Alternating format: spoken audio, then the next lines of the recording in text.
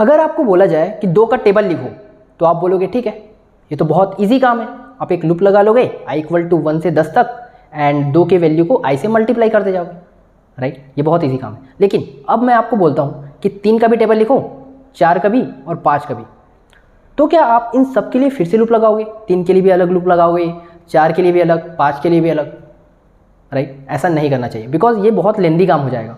इसलिए हम जावास्क्रिप्ट में फंक्शंस के बारे में पढ़ते हैं, जिससे हमें केवल एक फंक्शन बनाना पड़ेगा और वो एक लूप लगाना पड़ेगा, फिर हम नंबर पास करते जाएंगे एंड पूरा काम ये करते जाएगा, right. So in this video we are going to learn about this topics, so let's start the video.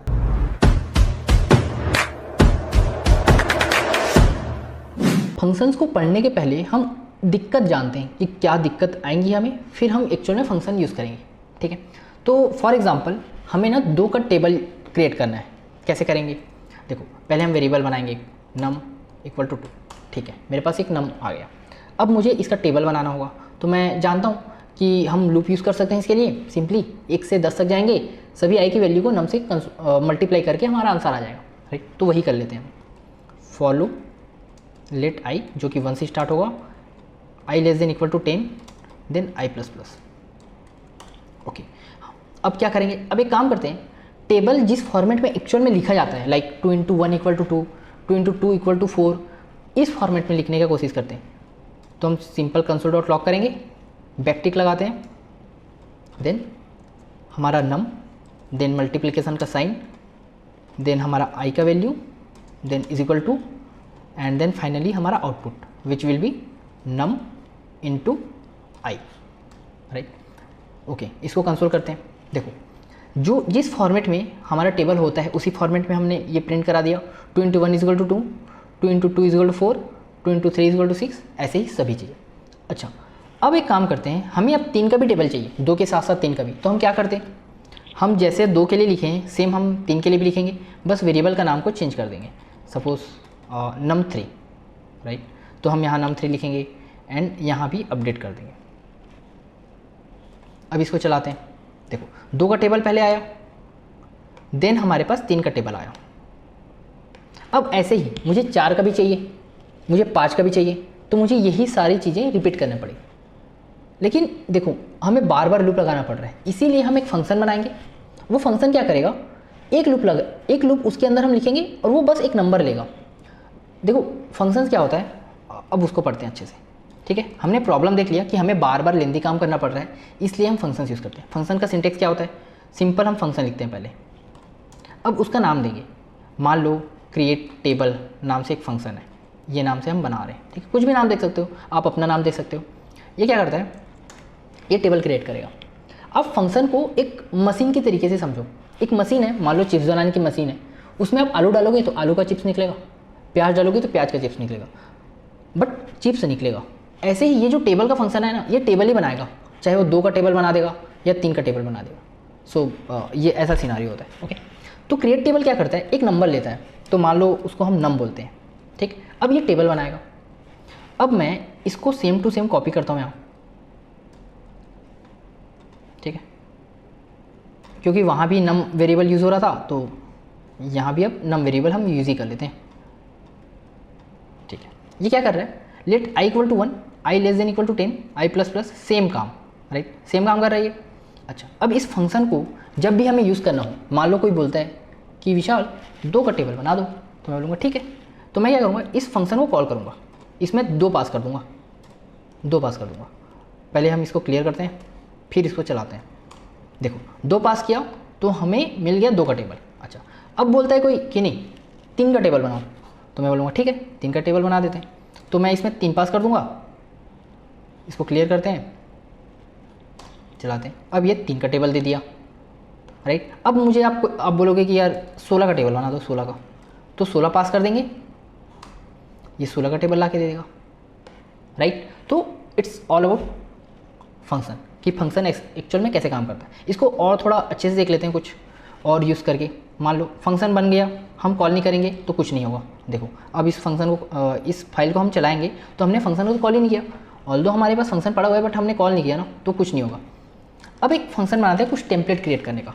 क्या करता है वो फंक्शन, मान लो हम एक ऐसा बनाते हैं कि कोई नाम देगा और अपना सरनेम देगा, अपना नाम देगा, सरनेम देगा, और हमें क्या करना है, वेलकम टू उसका पूरा नाम, या हम ऐसा लिख सकते हैं like your full name is this, ऐसे कुछ टेम्पलेट बनाते हैं हम। तो हम क्या करेंगे, फंक्शन लिखेंगे एंड क्रिएट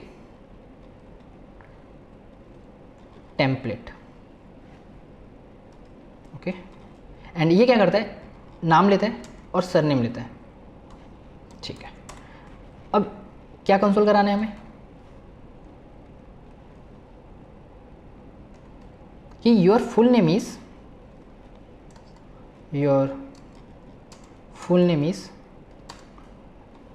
कर्ली ब्रेसेस लगाएंगे और यहाँ नेम पास करेंगे, नेम, एंड फिर कर्ली ब्रेसेस लगा के सरनेम डाल देंगे।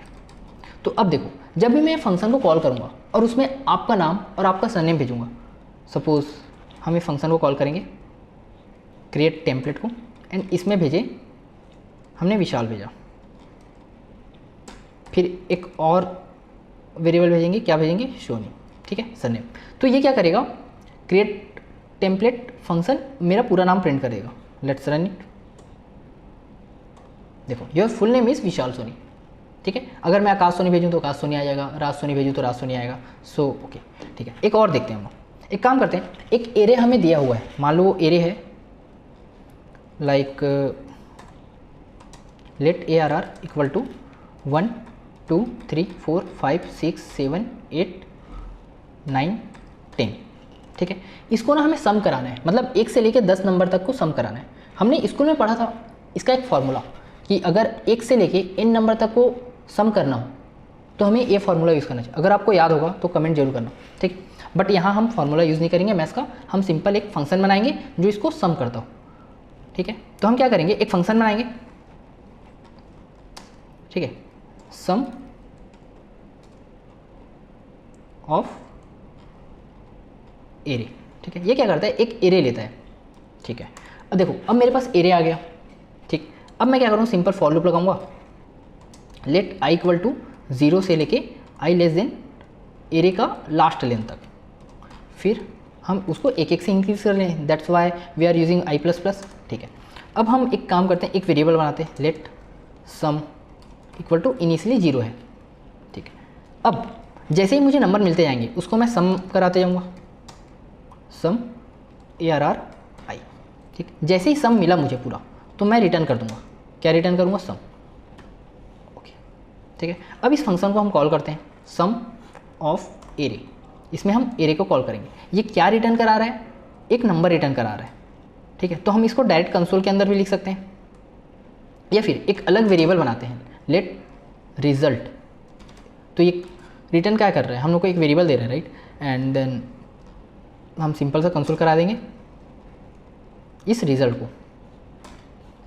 And let's run it. देखो 55 दिया। इसका फॉर्मूला होता है, मैं बता दूँ, n into n plus 1/2। n क्या है, 10, n इंटू 1 क्या होगा, 11, तो 10 इंटू 11/2, तो 10/2 5 होता है, और 11 into 5 55। So that's a formula, okay.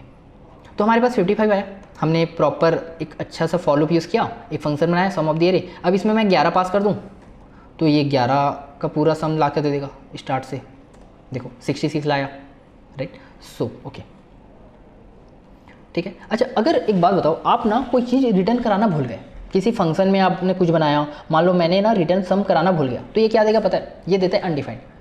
By default अगर हम किसी फंक्शन के अंदर कुछ भी करा रहे हैं लेकिन कुछ रिटर्न नहीं करा रहे, तो बाय डिफ़ॉल्ट अनडिफाइंड रिटर्न होता है। रिटर्न तो होता है लेकिन अनडिफाइंड होता है, ठीक है। देखो यहाँ रिटर्न नहीं करा रहा हूँ लेकिन इंटरनली ये अनडिफाइंड रिटर्न करता है। सो अगर आप इसको रन करोगे अब, तो आप देखो अनडिफाइंड दिया, क्योंकि हमने वहाँ से इसमें एरे तो पास कर दिया, उसने सम भी कर दिया, बट सम अपने जगह में है वहाँ पर, यहाँ पर नहीं है। तो इसलिए जब ये रिटर्न कराएगा तो बोलेगा यार यहाँ तो कुछ रिटर्न हो नहीं रहा, इसलिए मैं बाय डिफ़ॉल्ट क्या करता हूँ, रिटर्न करता हूँ अनडिफाइंड। सो इंटरनली ये काम होता है, राइट। So okay. अच्छा, अगर कोई बोले कि ठीक है यार सम तो करा दिए, एक और फंक्शन बनाओ जो मल्टीप्लाई का काम करता हूँ, तब क्या करेंगे, सेम एक फंक्शन बनाएंगे और वो क्या करेगा, multiplication of the array, multiplication of array, ठीक है। एरे लिया, मल्टीप्लाई वैल्यू ऐसा हम बोल सकते हैं कुछ, ठीक है। अभी क्या है, 0 नहीं लेंगे, 1 लेंगे। क्यों? क्योंकि अगर 0 के साथ मल्टीप्लाई करूँ तो कितना भी बड़ा वैल्यू 0 ही आएगा, राइट। तो इसको मल्टीप्लाई करते हैं हम लोग इसके साथ, ये करेंगे, प्लस को हटा के इनटू का साइन लगा देंगे और एरे वैल्यू को इसमें करते जाएंगे, राइट। अब इसको हम फाइनली रिटर्न करा देते हैं, सम की जगह ये लिखें, ओके।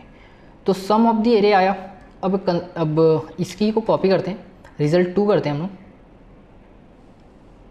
और सम ऑफ एरे को कॉल करने के बजाय हम मल्टीप्लिकेशन ऑफ एरे को कॉल करेंगे और एरे को पास कर देंगे एंड रिजल्ट करेंगे और रिजल्ट 2 करेंगे, ठीक है। अब इसको रन करते हैं, देखो 66 आया हमारे पास जब हमने सम कराया, लेकिन जब हम मल्टीप्लाई करा रहे हैं इन्हीं वैल्यूज़ को आपस में, तो देखो हमारे पास कितना बड़ा नंबर आ रहा है, राइट। आप काउंट कर लेना कितना होगा ये। So it's all about this video. हमने एक्चुअल में सीखा कि फंक्शन क्या होता है, why we should use function, ठीक है। क्या दिक्कतें आती हैं अगर हम फंक्शन यूज़ नहीं करते, तो इसलिए हमें फंक्शन यूज़ करना चाहिए। हमने टेबल बनाना सीख लिया, थोड़ा सा टेम्पलेट देख लिया, sum of array, multiplication of array, ऐसा ये सब यूज़ करके एक्चुअल में थोड़ा बहुत हमने फंक्शन का आइडिया ले लिया। अगली वीडियोज़ में हम थोड़ा सा एडवांस तरफ जाएंगे कि फैक्टोरियल कैसे, फैक्टोरियल अगर हमें बनाना हो, हमें कोई नंबर दिया गया और बोला गया कि इसका फैक्टोरियल बनाओ, तो कैसे हम फंक्शन यूज़ करेंगे वो भी देखेंगे, ठीक है। इट्स लाइक अगर मुझे फिबोनाची सीरीज प्रिंट करानी हो तो भी हम उसके लिए फंक्शन बना सकते हैं। सो अगले वीडियो में हम थोड़ा सा रिकर्जन पढ़ने वाले हैं। सो वेट फॉर दैट वीडियो, मैं उस वीडियो को जल्दी अपलोड कर लूँगा। सो वीडियो कैसा लगा कमेंट में ज़रूर बताना। Thank you.